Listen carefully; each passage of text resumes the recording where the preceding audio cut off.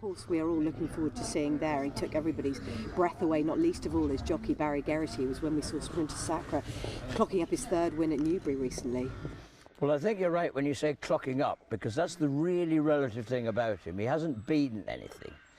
He broke the track record. But he broke the track record at Newbury, and his two previous races, when he's still gone around on his own and hasn't come off the bridle, his times were absurd. They were so fast. Now, unless they've made the... I actually went into Richard Osgood's office at Newbury after racing and asked if anything had happened to the course, because I couldn't see that a horse that had virtually gone round on his own and that Barry had been easing down for two fences could possibly beat a 30-something-year-old track record. But he assured me the course was the same as it's always been.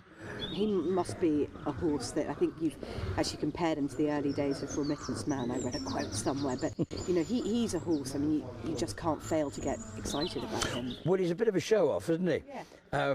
He likes to say, "Look at me." He's a beautiful horse, and I think for that reason, he knows he is. I mean, he's a bit of a film star. I don't say he's a bit of a poser because he's a serious talent, but. He does say, "Look at me." He's just to die for to look at. But then, when he goes out on the track, it's again, watch this, boys, and off we go. It's a bit scary. Barry loves it. I'd frighten the living daylights out of me. Just as well, because he's riding him and you're not. Yeah, thanks, Ronnie, yeah.